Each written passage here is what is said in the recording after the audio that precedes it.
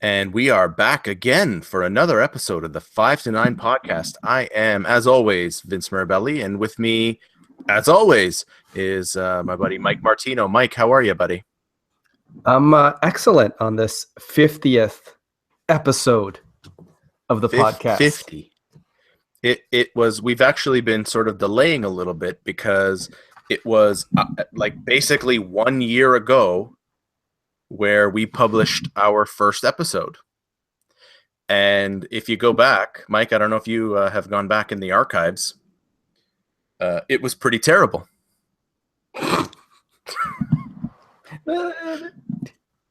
Yeah, not our best. That's pretty terrible. Not our best, right? Wasn't the best stuff coming? When is the best stuff coming?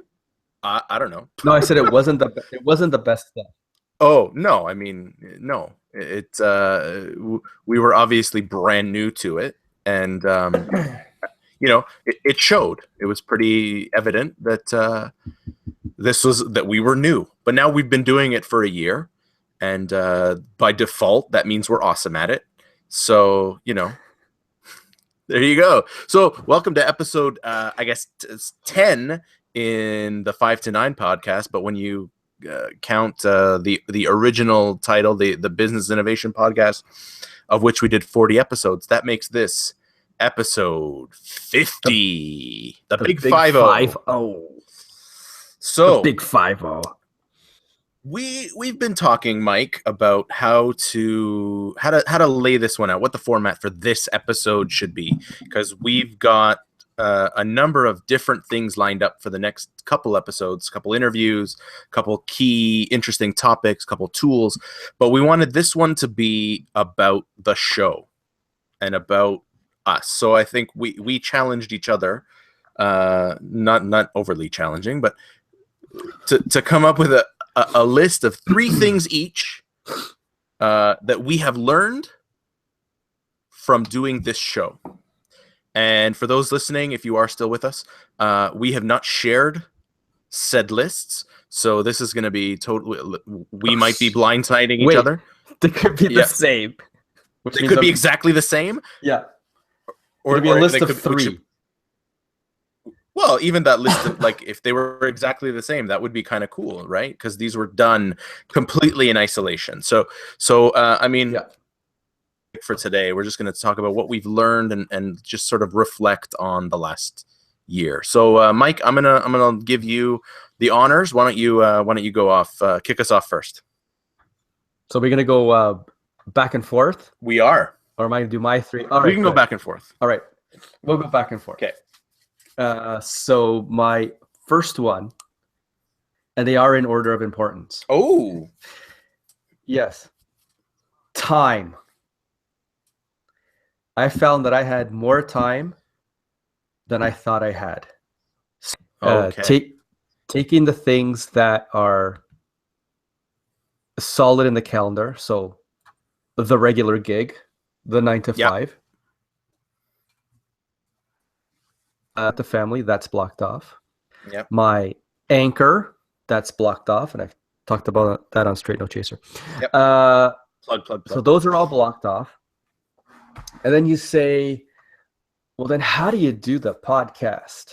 Or how do you do the side gigging? Well, once you block all that stuff off, there is still a lot of time. Right. Not taken away from anything else. So, not watching every football game, or not watching TV at night, or waking up a little bit early sometimes. There is always time in the schedule to do something every day. And so over this last year of fitting in 50 podcasts, doing our side hustle of and the 90-day challenge. Yeah. We got it all done because we found time without taking away time from the things that we hold important to us. So time, number one thing. So that ties, that dovetails nicely with my number one, which is it is possible with that time to build something of value in a relatively short period of time. And that's something I did not think was possible before. I thought that, yeah, you could bang something together in a month or two, but the stuff that was really, truly valuable needed time. And the reality is, we have this illusion of time and how long something takes and assign a value to that. And the reality is, with the knowledge that we have, with the skills that we have, we were able to pull something together in 90 days. You already talked about the 90-day challenge, and we were able to pull something together in 90 days. Now, admittedly, Mike, you and I have struggled with the next phase of the 90-day challenge, which is actually selling a copy of the thing that we built. And I think we also, a bonus learning time, we are not good salespeople. Little self-awareness there. But self-awareness, right? We know what we're good at. We know what we're not good at. So how do you close that gap? Well, you partner with someone that's great at sales, because we can create the content, but we can't market it. We can't sell it. That's a problem unless you've got someone that can do that work for you. So mine is also time related, but it's about creating value quickly. And, looking back at some of the episodes, if that hadn't been, if we hadn't created a successful product, then we would have known in 90 days. Right? Good one. Thank you. My next one is people are not smarter than you. You may think they're smarter than you, but they're not.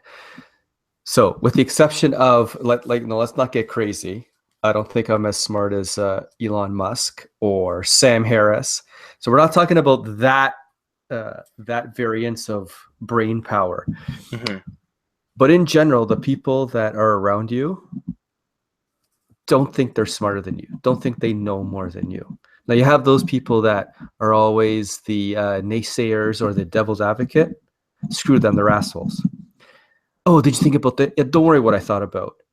Mm-hmm. It's important that you have faith in not only your skills, but in being able to execute that. So that's what I learned, that most people don't do shit. And when you're trying to do something, they always have something to say to make you think you've missed something, or you know what? It's not that important. Just keep going with it. So mm-hmm. That's my next one. Have faith in yourself. People are not smarter than you to scale. And just do something every day, and you will bring yourself to success. Yeah, that's my number 2. So that wasn't on my list. Let's talk about that one though, because that one really resonates with me. And I think maybe I didn't include it because that was something I learned before this podcast. So right. We have shared this with some people who then have been critical, and it's not. I mean, it's one thing to be critical when you're providing constructive feedback. Right. Early on, hey guys, you know what? Your content is great. It's funny. Some people thought we tried to be too funny, but we were never actually trying. But your audio sucks. So we went out and we changed the way we recorded our show. So that's an example where it's like, here's a way you could improve. Mm-hmm. As opposed to those people that are like, why you do that? Like, yes, why do you? That's the difference. That's the difference, right? And so yeah. I learned very, very early on when I embarked on the speaking thing. I still remember coming off out of my presentation room the first time I had ever done it, where I ran into a gentleman I think we've referenced a couple times here on the podcast, David Barrett, who sort of has been a bit of a guide for me in that, and he was like super excited, and he was like, "How did it go?" And he's like, "How did the room feel?" And that was awesome. And then to go from that and run into some former colleagues who were like, yeah, I mean, that's fine that you did it, but it probably wasn't even that good. And, you should probably talk to these people because they do it better. And it's like, what have you done? Now my voice is getting mm-hmm. high. What have you done to be critical of me. And this is, it's not that, oh, I was in the room and look, that was great, really excited for you. Next time you might want to, not play with the pen that's in your hand, or you might want to not keep your hands in your pocket, or you might okay, fine, that's fine. But to say well, I mean, that wasn't really that great of an accomplishment. I mean, I've gone on to do it professionally, so I think I did okay. But that's the kind of thing that I don't like and doesn't sit well with me. So So if I had learned that, between know the difference exactly, because some people. Sorry, go ahead. No. So some people want you to succeed, and their heart is in the right place, and maybe they're not the best at delivering the message, but at least it's constructive. At least it's with good intent. And we can get into the whole thing about the path to hell is paved with good intentions and whatever, but at least at least their heart is in the right place, as opposed to I'm just negative and I'm gonna dump on you even though I haven't done what you've done. Right. And so I actually disregard, if you haven't done what I'm doing, then you can't be critical of how I'm doing it. And I believe that more and more each day as I do new things. That's something that really resonates with me. So that's a good one, Mike. I like that one. You're next. Oh, I am next. Okay. Here's one that if you had asked me a year and a half ago, I wouldn't have said was the case. But I'm more and more, I believe in legacy and playing the long game. And I know before we started this, Mike, the opportunity to do a podcast or to do, some content products, articles and whatnot, was always, okay, I'm going to write this article, or I'm going to record this thing, I'm going to make this video. What am I going to get out of it today? How am I benefiting? And I'll tell you now, looking back, that's the quickest way to do nothing, because making one video doesn't mean anything. I'm not going to get anything from one video. I'm not going to get anything from one article. I'm not going to get anything from one podcast. So playing the long game and understand that what we've been doing here is building a legacy for ourselves, personally and professionally.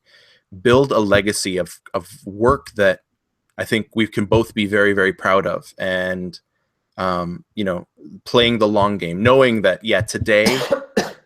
today I'm not going to get anything for this, and I'm good with that. And that was really a big shift for me is I'm not in this for what I'm going to get today or tomorrow. I'm in this for where this is going to go 5 years from now. A year from now even is like a little bit too short term for me. We've got our loyal listeners that tune in to every episode. Maybe one of them one day knows somebody that works at BNN, and all of a sudden we've got a show on BNN. Cool. Or we get I don't know what this is going to become, and I don't really care right now, but what I'm concerned with is creating good stuff that adds value to the people that listen. So play the long game. Focus on your legacy and the legacy that you're building and the body of work that you're building for you and for tomorrow, not for today. Yeah, I agree with that one. Boom. When you see, if you're thinking about monetizing a podcast, if you're on Stitcher, it takes like 20,000 downloads a month. Yeah. To reach that. So if you're looking to come out of the gate and hit that, you're going to do about 4 episodes and then crash and burn. Because unless you're a known celebrity, unless you already are known, you've got a social media following in the tens of thousands, then maybe. But even out of the gate, their podcasts are pretty horrible. I've listened to the Joe Rogan episodes, the first few, they were terrible. And it took him a while to reach where he is, but we're just grateful for the downloads we get every month. They're always consistent, which means people are enjoying what we're doing, and one's better than zero. So Mhm. you never know when, the one that we had 14 views, maybe on a video or a podcast, or had 25. You don't know who's listening to those, and you know who's getting Yeah. value out of them. So, and we've only been at this for a year. So Yeah. if you were to go someone and go, oh, it's not going that well, and you have a veteran of podcast, and they'll laugh at you. They're like, what? I've been doing Mhm. it for 20 years. I have this many people because it's been Mhm. 20 years. Not after a year, I don't have anybody. Well, you got to keep hammering away at that. You have to bring value to every podcast. So Right. you have to play the long game. If you're in it that you thought in the first 3 months, you're even with your business in the first 3 months you're gonna be making $1 million. Good luck. You better pack up because it's not Mhm. going to happen. So you need Well, to think about the long game. yeah, and I think we do that. We started this because we wanted to, not because it's like, okay, well, as soon as we can, we're gonna monetize, and then we don't have to work anymore. And like we did this because we wanted to, and we wanted to see how it Right. would go. So you talk about Joe Rogan, and like I know that we're both big fans of Gary V, Gary Vaynerchuk. Yep. Big fan. Gary, Yep. if you're listening, we'd love to have you on the show.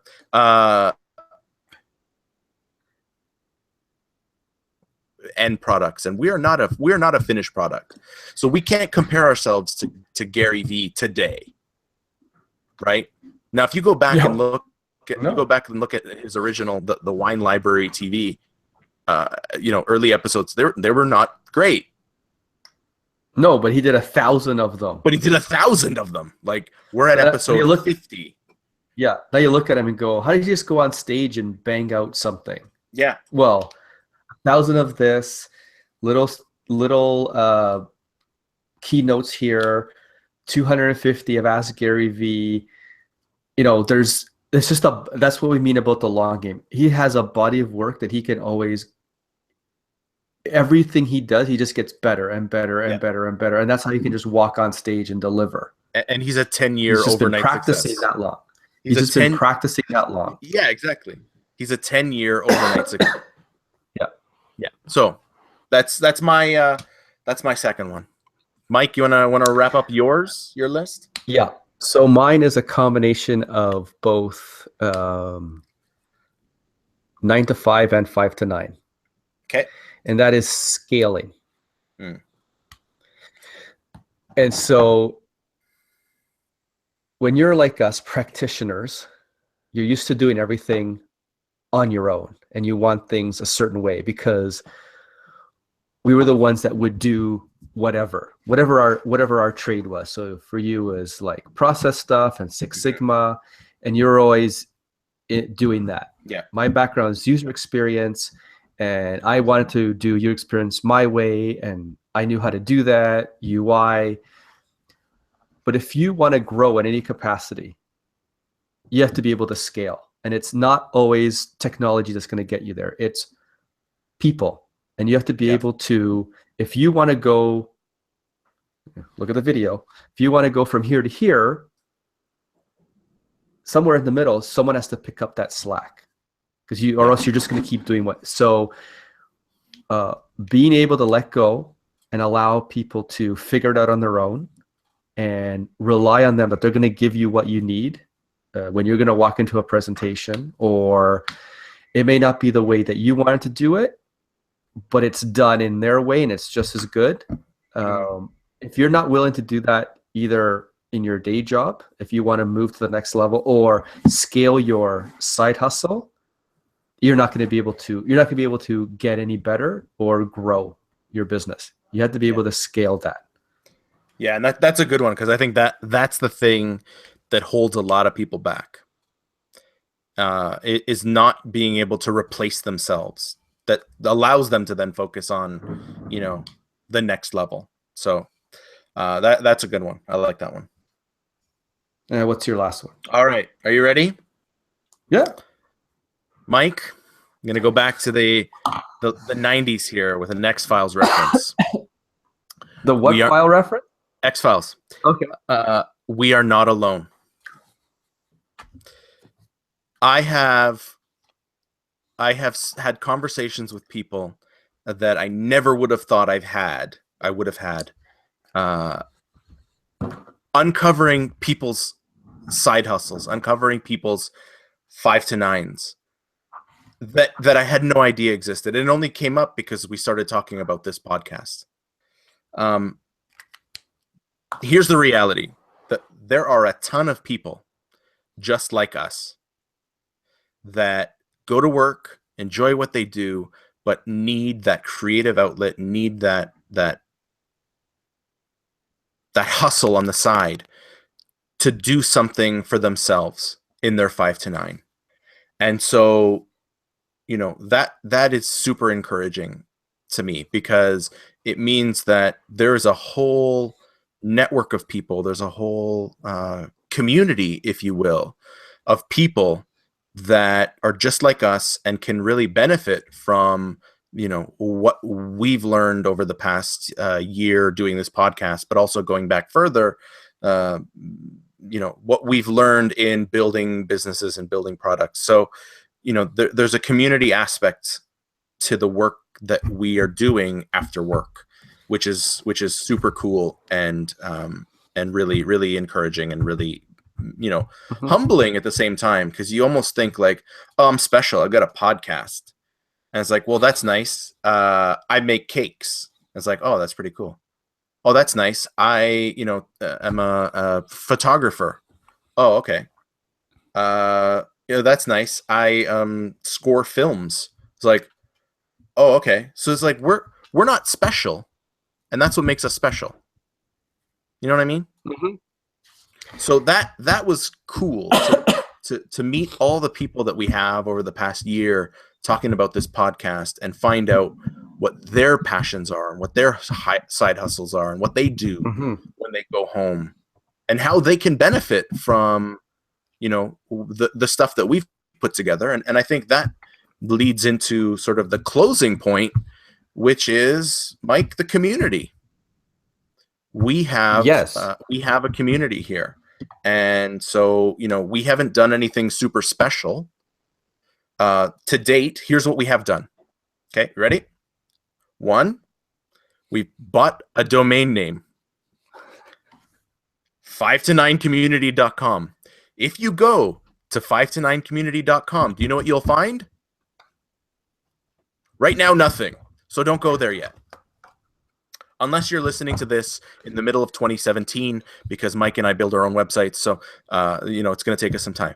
But the fact is, we've done this. Now, the other thing we've done, and hasn't been made public yet, is we've set up a group page on the LinkedIn where we want to start, creating a community. And I don't think we're special in doing this. I don't think we're unique in doing this. We haven't done anything. But what we have done is we want to create a place for like-minded individuals who want to communicate and connect with other like-minded individuals in the 5to9 community. So you can. To be clear, we're not. Just before you go on. Yeah. We are not experts, and we don't propose to be. No. We've just done something for a year. And I had another side hustle for he's back for a few things for a year. Oh, you missed all that? Yeah, you ducked out. Oh, all right. I'll start over. Okay. So we don't propose to be experts. Did you get that part? I got that part. Okay. So we don't propose to be experts. We've just done something for a year, and so we've learned a bunch of stuff, which we try and talk about on the podcast. And hopefully, if you're just starting or you're a little bit behind us, this helps you maybe not make the mistakes that we did, or helps you think about things that we had to figure out. Maybe it lets you move your business ahead a little bit quicker than we did. So, and that's what the community is about, to try and have this learning among a whole bunch of us that are doing a 5to9.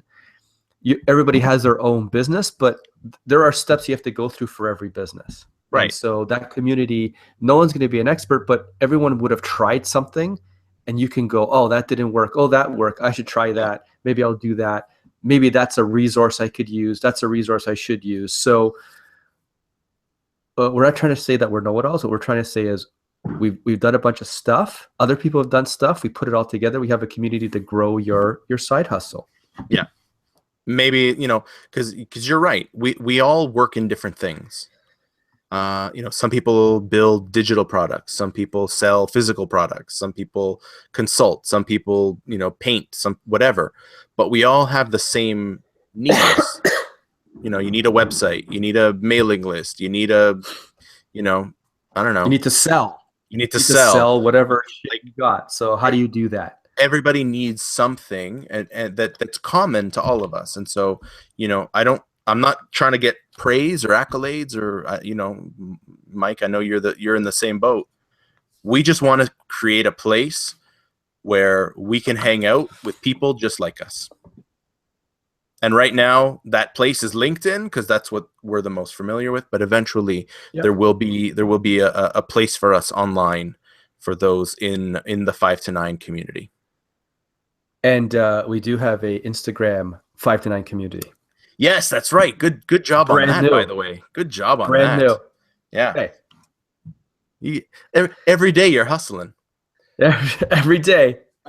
Yeah. So you can follow us on Instagram. You can connect with our group on LinkedIn, and we've also started work on the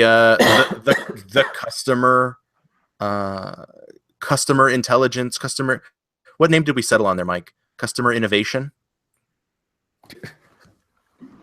It was a customer experience playbook. Customer experience playbook. Thank you, Mike. You can tell how closely I've been working on this.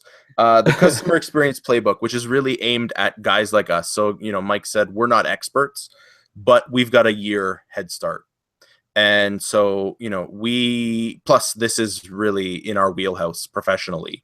Mike, we both come from a pretty customer centric background. I don't know if you know this, and I don't know if we've talked about it the podcast. I actually have because I collect certifications, so I actually have a certification in customer experience. So hooray for me! Fantastic. Yeah, sure. So we'll put the link. All it means is I passed the test. So. Yeah. But anyway, so the link, link to the playbook will be, or to sign up for the playbook will be in the on the YouTube channel, and you'll see it in the podcast notes. Yeah, so we're officially launching the playbook in the new year, but anybody that signs up between now and launch, we're going to give you a 50% off coupon just as a thank you for getting in early. So, it comes with a bunch of templates, a bunch of techniques, a bunch of tools, to understand who your customer is. And I'm not talking about, my customer is anybody that buys from me. No.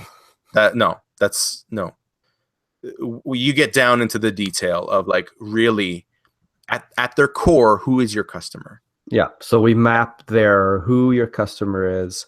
You try and figure out who your ultimate customer is, who the people that you want to deal with. Put that on a canvas and then Vince takes over with creating a business model around those customers. And then what's your next product after the one you already have, or what's your next service, or how do you service those customers? So it's not pie in the sky. It's very tactical, and it gets you where you need to be pretty quickly. So it's not just, what you need to do. You need to create a customer profile. That's nice. But we get tactical into the weeds about doing that, figuring it out from what you know about your current crop of customers, or if you're brand new, techniques of how to get to your customer. And it's not just, it's a person. We know you have a person that you could relate to, and every time you're thinking about something, you go back to that person. So I think it'll be super useful for anybody who's starting out side gigging, or if you've been doing it for a while. And if you remember, we've been refining this for the better part of a year. If you remember, a couple months ago, I announced that I had an Instagram account. Remember that, Mike? Yep. When I was new on the scene with the Instagram, And that was because we went through this process and actually learned that my customers, the people that you know are looking for to buy from me, hang out on Instagram. So I needed an Instagram account. Like, makes sense, right? I needed to go Yep. where my customers were, and without going through this process, I would have just continued the same old, LinkedIn, and that's it. Because I thought that was my customer, and I found that that's not my customer at all. So I got involved in Instagram. I became more active in Twitter. I still haven't moved on to the Facebook, but and I probably should. But this is what I learned as a result of going through this process. So this is the kind of learning that your customer may not hang out on Instagram. They might be somewhere else. So Yeah, the important thing is figuring out who your customer is, where they hang out, and where you need to hang out to be able to try and get to the people that need your product. Yeah. This is important. So there you go. The Customer Experience Playbook, out early January 2017. 2017, man. Already. Okay. Already. So that's it. That's episode 50, ladies and gentlemen. Thank you very much for listening. We are, not to speak for you, Mike, but I'm going to speak for you. We're super humbled by, all of the comments that we've gotten. Now, here's the thing. We haven't gotten any comments online. It's like everybody seeks us out, personally or through offline channels, or like, can you just like put a note on the YouTube page, or on LinkedIn or something? Like, no, everyone. But I mean, that's kind of cool that people would rather seek us out and thank us for what we've been doing, which is kind of cool. But here's to another 50, man, because I don't want to stop. This is I think we're just getting started. Yeah, it's been great. Yeah. So please, as usual, rate, comment, check us out on the 5 to 9 community, our Instagram account, and Vince_Mirabelli at his Instagram account. Yeah. Michael Martino 99 on my Instagram account, and the Twitters. And the Twitters. Yes. Twitter, LinkedIn, and you can get us as soon as we've got an email address at our new website. We'll publish that. But we wanna start creating something that's of value to you, the listener. So we can only do that if you let us know what you want. That's it. All right. So thank you for listening. It's been a great year, and hopefully next year is just as great. All right, everyone. Enjoy the holidays as they approach. But we'll see you before then. Okay, bye. See you, Vince.